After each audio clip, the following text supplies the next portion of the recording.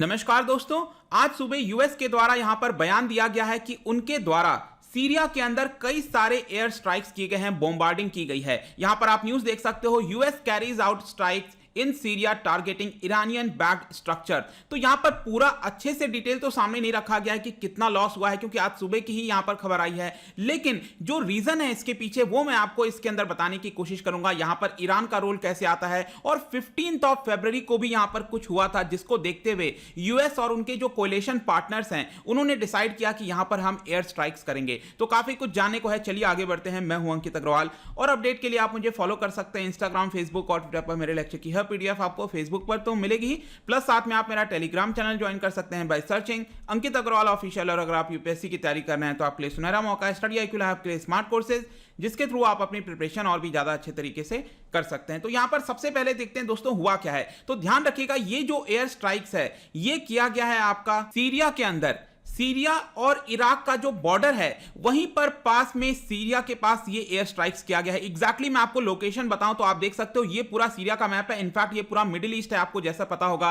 Right side में Iran है, इसका भी काफी इंपॉर्टेंट रोल है, मैं आपको आगे बताऊंगा। लेफ्ट साइड में आप देख सकते हो ये इराक है और इसकी कैपिटल है बगदाद। बगदाद में भी आपको याद होगा कि एक पर्टिकुलर जोन है जिसको ग्रीन जोन के नाम से जाना जाता है। और ऊपर आप देखिए यहां पर नदन साइड में इरबिल आपको दिख रहा होगा, ये शहर। तो यहां पर क्या हुआ था कि 15 फरवरी को एयर जो रॉकेट से लॉन्च किया गया था, स्ट्राइक किया गया था कुछ मिलिटेंट्स के द्वारा। और ऐसा बताया जा रहा है कि ये जो मिलिटेंट्स थे वो सीरिया और इराक के बॉर्डर पर इस जगह पर थे। और आज सुबह ही यूएस ने क्या किया, इस पर्टिकुलर जगह पर सीरिया के अंदर, आप ध्यान रखिएगा ये सीरिया के अंदर है और ये बॉर्डर बहुत करीब है इराक के पास, और यहीं पर ये एयर स्ट्राइक्स किया गया है यूएस के द्वारा, ऐसा बोला जा रहा है। इनफैक्ट मैं आपको बताऊं तो इस जगह का जो नाम है वो है आपका अल बुकमाल। तो यहां पर आप देखिएगा ये जो जगह आप देख रहे हो ना, यही अल बुकमाल है, इसके काफी करीब है इराक, एकदम जस्ट बॉर्डर पर ही है। और बताया जा रहा है कि यहां पर ऐसे मिलिटेंट्स छुपे हुए थे, वहां पर रह रहे थे, उनका इंफ्रास्ट्रक्चर बना हुआ था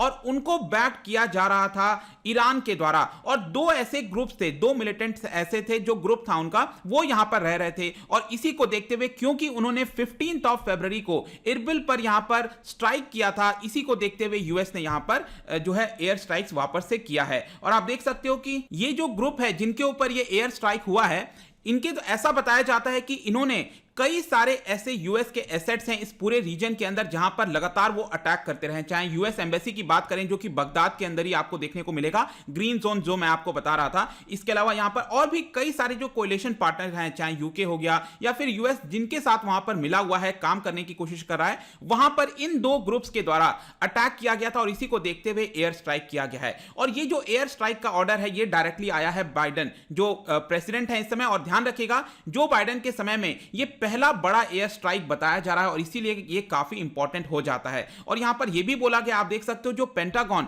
जो सिक्योरिटी वगैरह को पूरा संभालते हैं यूएस के, उनके जो स्पोक्स पर्सन है जॉन किर्बी, उन्होंने यहां पर ये स्टेटमेंट जारी किया कि उनके जितने भी इंफ्रास्ट्रक्चर वगैरह वो यूटिलाइज किए जाते थे उन मिलिटेंट ग्रुप के द्वारा, उसको हमने यहां पर खत्म कर दिया है। और ये बताया गया है यहां पर कि क्योंकि उन्होंने 15 फरवरी को ये सारी चीजें की थी, इसी को देखकर हमने किया। अब देखिएगा यहां पर जो दो ग्रुप की हम बात कर रहे हैं, वो दो ग्रुप का नाम क्या है ये आप देख सकते हो। एक है आपका कैतिब हिजबुल्लाह और कैतिब सैयद अल सुहादा। तो ये दो ग्रुप हैं बेसिकली जिनके ऊपर एयर स्ट्राइक्स किया गया है। ध्यान रखिएगा, अभी भी कोई भी जो नंबर है, डेथ की संख्या है, कितना नुकसान हुआ है, ये कुछ भी अभी तक रिवील नहीं किया गया। इनफैक्ट ये भी बताया जाता है कि ये जो दो ग्रुप हैं वो लोग क्या करते रहते हैं, लगातार यहां से जो स्मगलिंग की चीजें हैं वो इराक के अंदर भेजते रहते हैं, लाते रहते हैं, और इसको पूरा बैकिंग दिया जाता है ईरान के द्वारा। और ये भी काफी इंपॉर्टेंट हो जाता है अभी के पर्सपेक्टिव से। इनफैक्ट यहां पर यह भी बताया गया कि ये जो एयर स्ट्राइक है वो जितने कोलिशन पार्टनर थे उनके साथ कंसल्टेशन करके किया गया है। और यहां पर एक मैसेज सेंड करने की कोशिश की गई है मिडिल ईस्ट के अंदर कि जो प्रेसिडेंट बाइडेन है, क्योंकि कई लोगों को लग रहा था कि शायद वो अटैक वगैरह इस तरह की चीजें नहीं करेंगे, लेकिन एक तरह का आप कह सकते हो अनएम्बिगुअस मैसेज देने की कोशिश की गई है कि अगर कोई भी पर्सन या कोई भी ग्रुप अमेरिका के या फिर उसके कोलिशन पार्टनर के किसी भी इंफ्रास्ट्रक्चर पर, किसी भी लोगों पर अगर यहां पर स्ट्राइक करेगा तो यहां पर यूएस जो है वो चुप नहीं रहेगा और वो भी यहां पर रिटेलिएट करना जानता है। इनफैक्ट जो 15 फरवरी को ये पूरा मामला हुआ था इरबिल में, मैंने आपको दिखाया, जो कि आपका इराक के अंदर है। वहां पर एक जो कॉन्ट्रैक्टर था उसकी मृत्यु हो गई थी और बहुत सारे जो अमेरिकन कॉन्ट्रैक्टर्स हैं, यूएस मिलिट्री सर्विस मेंबर हैं, उनकी भी यहां पर चोटिल हुए थे, ऐसा बताया गया 15 फरवरी वाले स्ट्राइक को लेकर। इनफैक्ट यहां पर यह भी बताया जा रहा है कि जो डिफेंस सेक्रेटरी हैं यूएस के, लॉयड ऑस्टिन, उन्होंने यहां पर रिकमेंड किया था जो बाइडेन को कि आप ये स्टेप लीजिए, ये काफी ज्यादा जरूरी हो जाता है आज के डेट में अगर हमें एक स्ट्रांग मैसेज वहां पर सेंड करना है तो। देखिए अब ये सारी चीजें कहां पर स्टैंड आउट होती हैं, इसका मतलब क्या हुआ कि 15 फरवरी को यहां पर कुछ ग्रुप्स के द्वारा अटैक किया गया और ये ग्रुप को एक तरह से आप कह सकते हो ईरान के द्वारा बैक किया जाता है। अब यहां पर यूएस ने स्ट्राइक कर दिया है, तो आपको पता होगा कि ईरान के ऊपर इस समय सैंक्शंस लगा हुआ है जो डोनाल्ड ट्रंप ने आकर लगा दिया था और यहां पर ईरान चाहता है कि उसके ऊपर से सैंक्शंस हटाया जाए। जो पूरा मामला है वो 2015 का आता है। 2015 में आपको याद होगा कि जो परमानेंट 5 मेंबर्स हैं प्लस जर्मनी, इन 6 लोगों के द्वारा ईरान के साथ मिलकर जो जीसीपोआ है, that is joint comprehensive plan of action, ये यहां पर साइन किया गया था ताकि जो ईरान है जो अपना न्यूक्लियर प्रोग्राम चला रहा है, कई सारे कंट्रीज को यहां पर डाउट है कि वो जो न्यूक्लियर प्रोग्राम है वो सिर्फ इलेक्ट्रिसिटी जनरेशन करने के लिए नहीं, जो एटम बम है उसको बनाने के लिए भी यहां पर कोशिश कर रहा है ईरान। इसको देखते हुए यहां पर जीसीपोआ साइन किया गया था ताकि ईरान अपनी सारी चीजों को यहां पर एक बार के लिए रोक दे और इसके ऊपर सैंक्शंस हट जाएगा। लेकिन डोनाल्ड ट्रंप आया, डोनाल्ड ट्रंप ने आने के बाद यहां पर वापस से सैंक्शन लगा दिया और जो ईरान है वो अपनी न्यूक्लियर का जो प्रोग्राम है उसको वापस से रीस्टार्ट कर दिया था। लेकिन रिसेंटली अभी जस्ट 3-4 दिन पहले मैंने एक वीडियो भी बनाया था जहां पर आपको बताया था कि ईरान और जो इंटरनेशनल एटॉमिक एनर्जी एजेंसी है IAEA, इन दोनों के बीच में शॉर्ट टर्म के लिए 3 महीने के लिए यहां पर एक एग्रीमेंट हुआ है जिसके तहत IAEA ये क्या कर सकेगा, ईरान के अंदर जितने भी न्यूक्लियर फैसिलिटीज हैं वहां पर जाकर निगरानी कर सकेगा, देख सकेगा कि ईरान कुछ गलत काम तो नहीं कर रहा है। अब इसी को देखते हुए बेसिकली क्या हुआ है कि ये जो 15 फरवरी को यहां पर स्ट्राइक किया गया था इरबिल सिटी के ऊपर, मतलब यूएस के ऊपर, तो यहां पर यूएस ने डायरेक्टली ईरान को अभी के लिए ब्लेम नहीं किया। ऑल्दो सबको पता है यह बात कि जो मिलिटेंट ग्रुप्स ने यहां पर अटैक किया था उसको ईरान के द्वारा बैकिंग की जाती है, लेकिन खुले तौर पर यूएस इस चीज को नहीं कर रहा है। क्यों? क्योंकि अगेन आपको यह वाला जो पूरा मामला है इसको लिंक कर देखना होगा,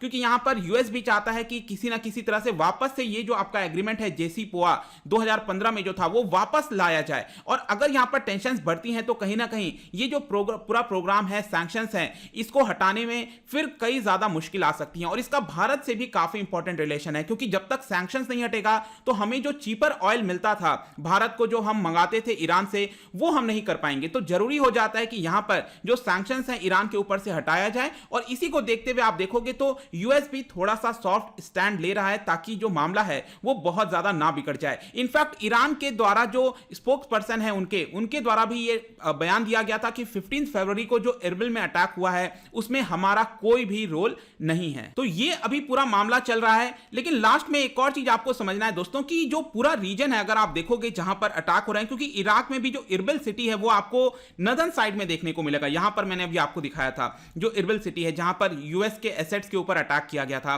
तो ये जो पूरा रीजन आप देख रहे हो ना ब्राउन कलर में, ये बेसिकली यहां पर जो लोग रहते हैं कुर्द्स कहते हैं उनको, KURDS। तो कुर्दिश जो स्टेट है वो बनाने की कोशिश की जा रही है इन लोगों के द्वारा। जैसे कि सीरिया में अगर उनकी पॉपुलेशन आप देखोगे तो करीब 7 से 10% के आसपास पॉपुलेशन कुर्द्स की मिलेगी। यहां पर इराक के अंदर 15 से 20% मिलेगी। तो बेसिकली अगर कुर्द्स के पॉपुलेशन की अगर हम बात करें तो ये करीब इसमें ज्यादा मेजॉरिटी आपको सुन्नी मुस्लिम देखने को मिलेंगे। लेकिन ईरान आपको पता है यहां पर ये शिया मेजॉरिटी कंट्री है, तो ईरान नहीं चाहता कि वो अपना कुछ टेरिटरी, क्योंकि जो कुर्द स्टेट है वो कहा जा रहा है कि टर्की का कुछ पार्ट होगा, नीचे सीरिया का पार्ट होगा, इराक का पार्ट होगा, ईरान का भी पार्ट होगा। तो कई सारे, इवन अर्मेनिया का थोड़ा सा रीजन आप देख सकते हो। तो ये पूरा रीजन बात करने की कोशिश की जा रही है। आईएस तो यहां से चला गया है, आपको पता है, क्योंकि 2011-12 के बाद जैसे जैसे आईएस का ग्रोथ हुआ था उसके बाद से यहां पर यूएस और इवन जो कुर्द हैं उनके साथ मिलकर यहां पर यूएस ने लड़ाई लड़ी थी, एक तरह से आप कह सकते हो,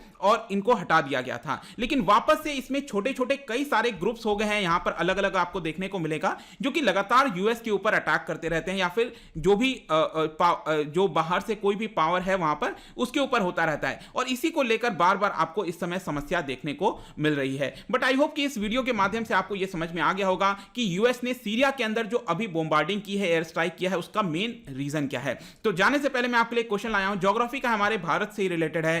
सियाचिन ग्लेशियर, अक्सर हम इसके बारे में सुनते रहते हैं, आपको बताना है कि ये एग्जैक्टली कहां पर सिचुएटेड है। इसको ध्यान से पढ़िएगा और इमेजिन करिएगा, और डेफिनेटली आई एम श्योर आप ये कर पाओगे। इसका जो राइट आंसर है मैं अपने इंस्टाग्राम पर तो डालूंगा ही, अगर आप इंस्टा पे नहीं हो कोई बात नहीं, टेलीग्राम से ले सकते हैं। मैं कई सारे एमसीक्यूज यहां पर डालता रहता हूं स्टोरीज के फॉर्म में, आप जाकर प्ले कर सकते हो। अगर आप मुझसे इकोनॉमी पढ़ना चाहते हैं, कोई भी कोर्स परचेस करना चाहते हैं, स्टडी IQ ऐप पर जा सकते हैं। आई होप कि वीडियो आपको पसंद आया होगा। मिलता हूं आपसे next time, till then thank you very much, see you soon.